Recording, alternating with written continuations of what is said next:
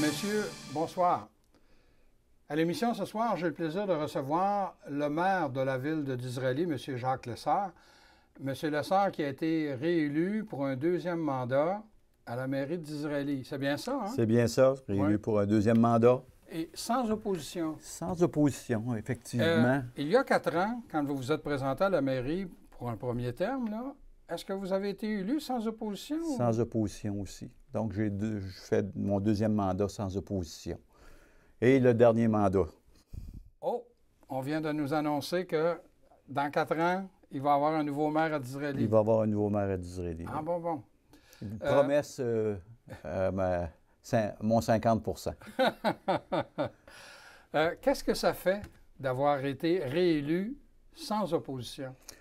Je crois que être sans opposition, c'est que je crois que les gens sont satisfaits du travail qu'on a fait. Donc, on est prêt à continuer dans ce sens-là et continuer à satisfaire les gens puis développer la municipalité de la ville aussi. Je pense que c'est important. Au mois d'octobre, il y a eu une conférence de presse pour la polyvalente de Disraeli pour l'annonce d'un nouveau programme à l'école concernant le plein air. Et vous êtes intervenu comme maire de la ville et vous avez mentionné que vous aviez fait vos études secondaires à la polyvalente de Disraeli. Donc, vous êtes un gars enraciné dans le milieu. Enraciné natif, la famille maternelle vient de Disraeli depuis plusieurs années. Je suis né au monde à Disraeli, j'ai vécu à Disraeli, puis comme je dis, je vais mourir à Disraeli. Donc, d'être réélu, ça doit faire un petit velours. Ça démontre que les gens, en tout cas, ne sont pas si rébarbatifs à ce qui s'est passé au cours des 4 dernières années. Je crois que les gens, la majorité des gens, on ne peut pas dire qu'on satisfait tout le monde, mais je pense que la majorité des gens sont satisfaits du travail qui a été accompli dans les 4 dernières années. Oui.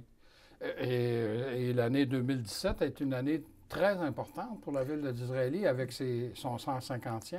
Des festivités du 150e qui ont été, dans la majeure partie, dans quasiment toutes les activités, ont été un succès. Ça a été vraiment un succès.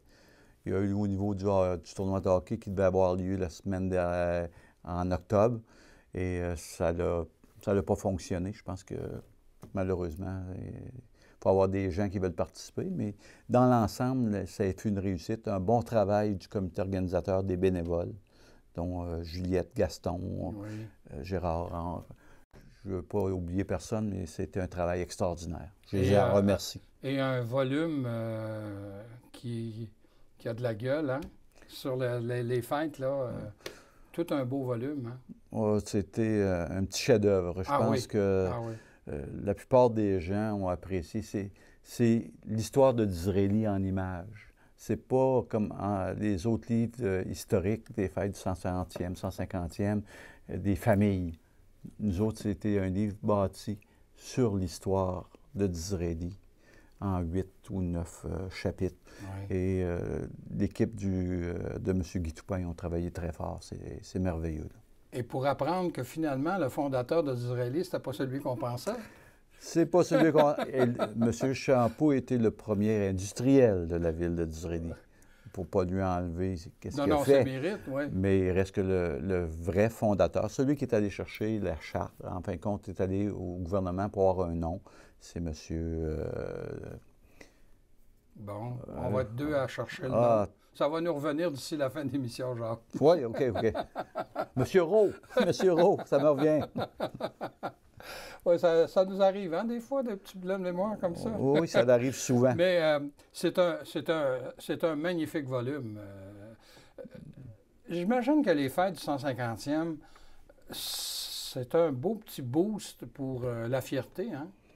J'espère. Moi, toujours dans mes allocutions que j'ai faites, c'est d'avoir que les gens de Disraeli redeviennent fiers d'être des Disraélois, de dire qu'ils viennent de Disraeli. Pour moi, c'est important. L'attachement à ta municipalité, le sentiment de fierté, pour moi, c'est important. Puis comme je l'ai toujours dit dans mes entrevues, j'ai Disraeli tatoué sur le cœur. Oui. Donc, j'aime ça le partager aussi. Moi, je suis allé manger un midi au mois de juillet dans Mont-Blanc et le restaurant était plein. Et les gens sortaient et allaient photographier la belle muraille qui est juste de l'autre côté. Oui. Et tout le monde, là, il y a des gens qui revenaient et ils disaient « Hey, c'est le fun! » C'est qui a eu cette brillante idée-là de faire cette muraille-là? Je pense que ça vient de Guy, M. Toupin. À lui-même? Je pense qu'avec Denis Bourassa. Je pense que les deux, ils ont vu le mur, puis ils ont dit il y aurait quelque chose à mettre là. Et je pense que les villes, maintenant, il y en a plusieurs qui font de la peinture après les murs. Oui. Et chez nous, c'est pas tout à fait ça. C'est quelque chose qui va être là pour plusieurs années. Et je remercie M. Binette de Corvette qui nous a permis d'installer ça à long terme. Donc, je pense que c'est un attrait majeur de l'histoire de Disraeli. En tout cas, moi, j'étais à même de le constater, là, parce que je ne sais pas combien il y a de personnes qui se sont levées puis qui ont été photographiées la murale, là, parce qu'on l'avait en face, là, on l'avait là, sous les yeux, et qui est très représentative de ce que ça est d'Israéli et a été d'Israéli. Hein. Exact, exact.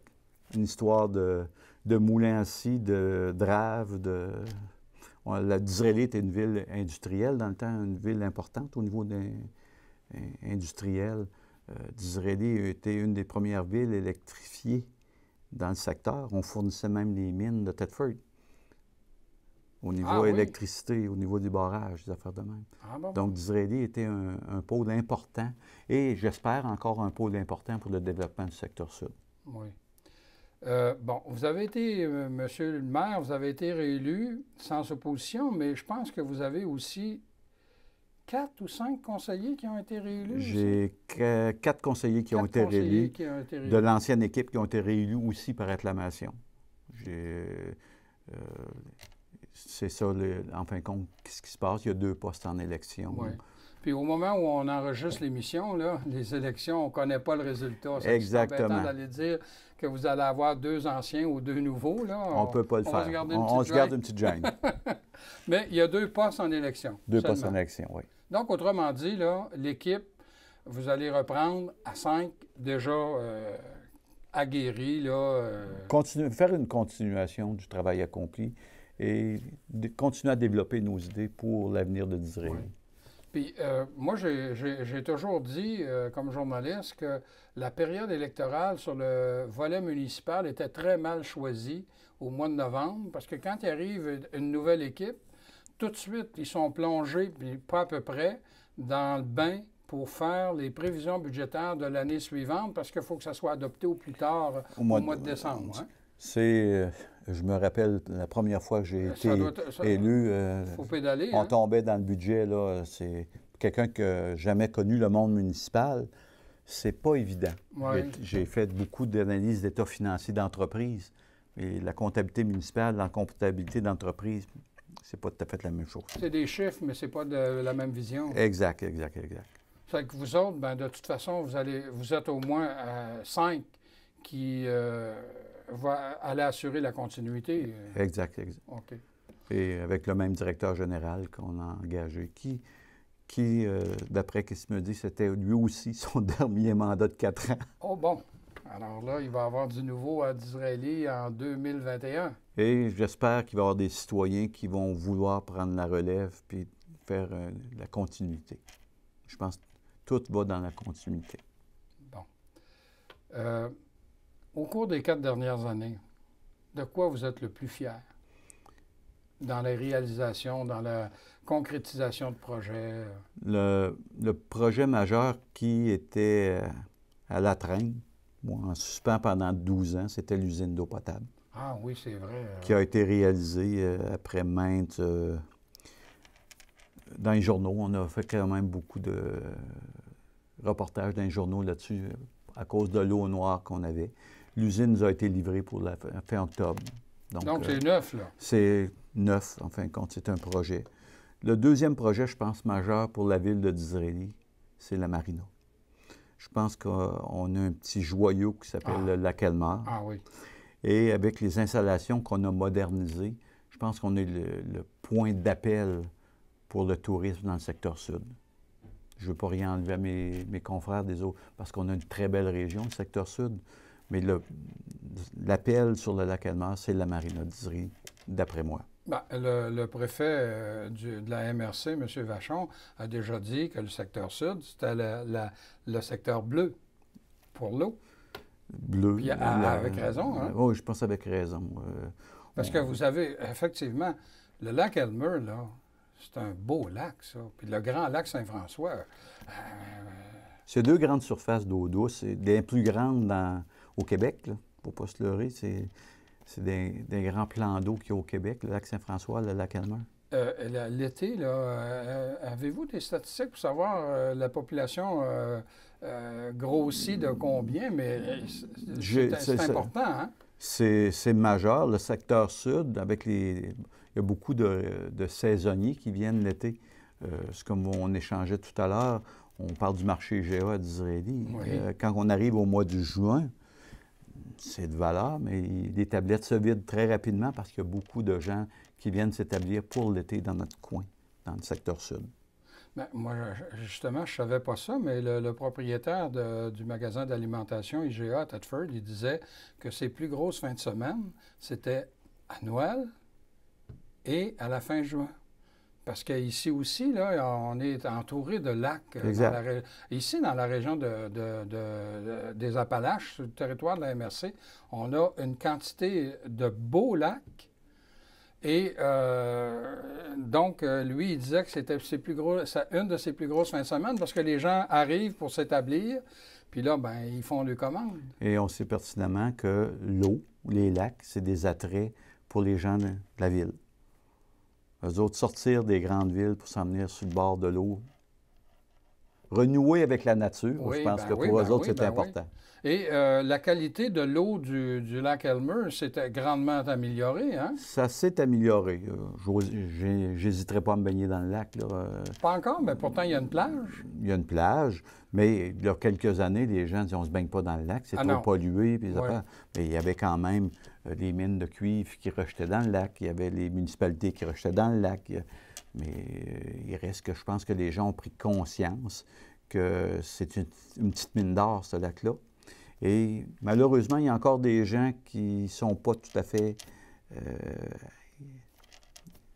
réguliers avec les... Ah oui? Ah, oui. Mais de toute façon, ce lac-là, son eau est appelée à s'améliorer parce que tout le monde maintenant a des réseaux qui ramassent. Presque tout le monde. Presque tout le monde. Ah, c'est pas tout le monde encore? Presque tout le monde. Presque tout le monde. Pour la ville, chez nous, on est en train de travailler nos stations de pompage pour éviter des surverses. On va avoir mis alentour de 2 millions là, dans tout ça. Il reste que la ville de Disraeli, on veut faire notre part. Et j'espère que tout le monde va faire sa part. Oui. Et effectivement, quelqu'un qui nous écoute là aujourd'hui, puis qui n'a pas encore eu la curiosité d'aller voir la marina, c'est très bien. Hein? C'est une belle réussite, ça. C'est une invitation pour 2018 parce qu'actuellement, elle est fermée. Oui. Mais vous passez à Disraeli, si vous voulez la voir, il n'y a aucun problème. Et c'est avec la terrasse en haut l'été, la vision sur le lac. J'invite tous les gens à venir. Je pense qu'ils vont être très satisfaits. Oui. Et il y a beaucoup de monde. Oui, oui. Moi, tellement même que je suis passé, là, puis là, j'ai voulu aller manger. Puis il y avait une file, on s'est dit, ça n'a pas de bon sens, il y avait trop de monde. Bon, ils sont victimes de leur succès. Mais il reste que ça a un effet d'entraînement. Ah oui. J'ai vécu la même chose, donc j'ai voulu aller manger un autre, c'était plein. J'ai voulu aller à un autre, c'était plein. J'ai réussi à avoir une place sur la terrasse d'un petit coin. Tous les restaurants de la ville étaient pleins. Donc ça a un effet d'entraînement. On n'attire pas les mouches avec du vinaigre, c'est ça que les gens disent. Oui. Mais c'est ça avec cette marina-là, on a créé, c'est qu'on attire, c'est un produit d'appel. Oui. Et est-ce que les fêtes du 150e ont justement été positives pour tout le domaine là, de la restauration, l'hébergement? Oui, il y a quand même beaucoup de gens qui ont été attirés. Il y a eu beaucoup d'activités. On avait des activités quasiment tous les mois. Disons qu'il y avait une très belle organisation en tant que telle. C'est sûr qu'on arrive à la fin. Oui. Il s'était mis, je pense, un objectif de 13 000 visiteurs, si je ne me trompe pas, puis on va dépasser ça. Ah oui. Je dis ça de mémoire, là. Oui. J'espère que l'organisation ne m'en voudra pas trop si je me suis trompé ces chiffres. Oui, mais en ce qui concerne les activités et tout ça, là, Julie est venue par 2 fois nous en parler avant la fin de nos activités au mois de juin. Et cet automne, au début de l'automne, Julien est revenu nous rappeler les activités et des fêtes du 150e et de toutes les activités culturelles et sportives qui se déroulaient à Disraeli. Il y a un beau programme aussi au niveau du comité culturel pour les spectacles d'automne, le cinéma du lac. La ville de Disraeli est quand même une ville progressive au niveau de la culture. Oui. Et malgré le fait que c'est où le gouvernement coupe toujours des affaires, c'est dans la culture, on essaye de maintenir avec les moyens du bord la culture dans notre secteur. Oui. Et moi, je me souviens, le maire André Rodrigue, qui était très fier de son cabaret des arts, mais qui a été, depuis le temps, amélioré de beaucoup. On a fait des demandes de subventions qui ont été, le gouvernement coupe, on sait quand il coupe. On a fait quelques améliorations, mais ce n'est pas encore le maximum qu'on pourrait faire. Il faudrait réinvestir beaucoup d'argent. Mais actuellement, avec les infrastructures à refaire, toutes les choses, on va essayer d'en faire tranquillement, pas vite. OK. Donc, on a parlé, là, dans les 4 dernières années, le règlement du fameux problème de l'eau potable. L'eau potable, la marina. La marina. Il y a eu le tracel qui a été enlevé, qui séparait le lac Noir oui, et le lac Elmer, en collaboration avec la paroisse de Disraeli à ce moment-là. Et on a enlevé la tracel, qui a permis aux gens d'agrandir. Ça a agrandi le lac Elmer d'une certaine façon, parce que ça donnait accès. Ça donnait accès. Donc, je pense que ça a été un élément positif pour tout le monde. On a eu Disraeli est une des petites villes du coin qui a tout l'éclairage Odell. On a tout mis notre éclairage municipal Odell. On travaille aussi dans le projet de l'Arena, à travailler. J'attends encore un appel du ministre des Sports loisirs pour aller le rencontrer, pour aller faire mes doléances. On travaille beaucoup aussi avec la polyvalente. La polyvalente avec son programme hockey, son cirque, art du cirque. Et à partir de l'an prochain, le nouveau programme au niveau de le plein air, je pense que c'est des points d'appel pour garder des jeunes sur les bancs d'école. Je pense que c'est important. On a beau dire les petits gars, mais c'est vrai que si on a le taux de décrochage a diminué beaucoup à Polyvalente, là, quand on parle. Ils sont rendus presque un taux de réussite de 80 %. Donc, en créant des stimulations comme ça, les gens demeurent. Puis la polyvalente de Disraeli, c'est une belle petite polyvalente, 400 étudiants. Moi, je la considère comme une école privée, là, mais dans le réseau public. Dans le réseau public. Oui.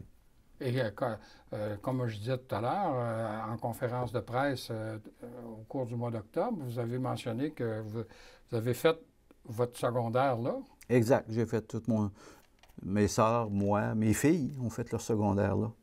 Donc, je pense que c'est un peu, on appelle ça notre alma mater. Ben oui, hein, c'est le cas de le dire. J'aimerais ça je ne sais pas si je peux appeler ça un dossier délicat, mais au mois d'octobre, dans l'hebdo de la région, il y a quelqu'un qui a écrit une lettre ouverte qui s'opposait. Il y a une chicane à Disraeli-Paroisse entre les pros et les contre le changement de nom. Exact. Hein, de Disraeli-Paroisse à Bellerive. Et dans une lettre ouverte, on disait, on parlait d'une fusion avec Disraeli qui sous-tendait tout ça. Disraeli, est-ce que vous avez des démarches d'entreprise pour fusionner Disraeli-Paroisse? Absolument pas. Absolument pas. Je pense que ça serait dans la logique des jours, mais je pense que j'ai aucun intérêt à fusionner la paroisse. Et la paroisse, actuellement, aucun intérêt à fusionner avec la ville. Si on peut avoir un programme pour travailler ensemble pour notre population, je pense que ça va faire la job pareil. On n'a pas besoin de fusionner pour être capable de travailler ensemble. Pour travailler ensemble, mais moi, je me dis, logiquement, là, tu sais, je veux dire, il y avait Thetford Sud. Oui. Bon. Là, on a Disraeli-Paroisse. Il y a Plessisville, Paroisse. Plessisville, Paroisse. Puis là, il y a des candidats à Plessisville, Paroisse qui veulent susciter justement ou réanimer ce dossier-là qui est mort. ça serait pas logique que ça... Mais je crois que c'est... Moi, je ne suis pas en faveur ni contre, là. J'essaie de trouver une logique dans Je pense que ça va appartenir à la À la population population, ouais. des deux entités de se parler. Et s'il y a un intérêt aux gens de la paroisse qui en fassent part à leurs élus, je n'irai pas faire des pressions, hein. Les citoyens, s'ils voient un intérêt à y aller, ils iront. Mais moi, actuellement, il n'y a rien dans nos plans de fusion avec la paroisse. Puis je ne pense pas pour les prochaines années non plus. Bon, c'est réglé. Mettre ça au clair. Bon, c'est réglé. Maintenant, si le maire de Disraeli s'est représenté puis qu'il y a déjà 4 de ses conseillers qui sont en là, c'est parce que vous avez des visions pour les 4 prochaines années. On ne va pas là sans pas savoir ce qu'on va faire. Alors, c'est quoi qu'on peut s'attendre à... Il y a plusieurs défis qui s'en viennent. Oui, OK. Au niveau, on parle de l'aréna, qui est un défi pour la maintenir pour la polyvalente. Qu'est-ce qu'on fait? Maintenir notre polyvalente est un défi aussi, parce qu'on sait pertinemment qu'à 400 étudiants dans une polyvalente qui peut en accueillir 1200, c'est comme Thetford, ils sont 800 pour 3000, puis Black Lake, c'est la même chose, mais je pense que chacun a sa place. Il faut travailler pour ça. Je pense qu'il faut continuer à travailler. On parle d'infrastructure municipale. On a des rues à refaire pour quelques millions de dollars aussi. Oui? Oh, oui, on est en train de travailler un projet, puis on attend le FEPTE, le projet gouvernemental. On a pour 7-8 millions de rues à faire. Oh! C'est beaucoup. C'est des gros défis. On a quand même amélioré la qualité de vie, toujours rester attractif pour attirer du monde. J'aimerais, le mandat que je me donne, puis j'espère que je vais le réussir, c'est d'arrêter l'érosion des citoyens. J'aimerais que la population augmente à Disraeli au lieu de diminuer. C'est un phénomène que tout le monde connaît dans la région, mais il y a des beaux défis qui s'en viennent. Je sais qu'il devrait y avoir des Philippins qui viennent travailler chez NUTEC au mois de février. Il y a des familles françaises qui s'en viennent aussi pour travailler chez NUTEC. Donc, je travaille en collaboration avec NUTEC pour essayer de garder ces gens-là chez nous, qu'on soit attractif pour les garder chez nous. Puis, ces gens-là sont quand même... ils aiment la nature, ils aiment des choses. Les Français, la nature, ils arrivent ici, il y a un beau lac, Tabarouette, c'est beau. Puis, oui. Les Philippins, je n'ai pas eu de contact avec eux autres, mais j'ai hâte de les rencontrer. Pour moi, c'est un devoir de les rencontrer puis de leur vendre. Mon rôle, c'est de vendre ma municipalité. Puis ça, je vais toujours être un bon défenseur de ma ville. Oui. Juste avant le début de l'émission, vous m'avez dit quelque chose, puis j'ai été très surpris d'apprendre ça. On parlait du projet de la fibre optique que la MRC travaille, là, en collaboration avec toutes les corporations municipales, bien sûr. Et vous me dites, bien, nous autres, à Disraeli, c'est fait. Disraeli, d'après les chiffres qu'on a eus pour cette étude-là, est la seule ville qui est sur fibre optique à grandeur, sauf 7 citoyens, 7 maisons. On est sur fibre optique au complet, la ville de Disraeli. Donc, les gens qui veulent avoir l'Internet haute vitesse, des affaires de même, venez chez nous, on est capable de vous accueillir. Vous avez le service là, pour vous. Oui. Le projet de fibre optique pour l'ensemble du territoire, bien, vous ne devez pas être contre, puisque vous l'avez. Je ne suis pas contre, parce que je suis loin d'être contre, parce que je pense que ça peut être un élément concurrentiel pour toute un attrait pour tout le monde. Pour tout le monde, dans notre MRC en tant que tel.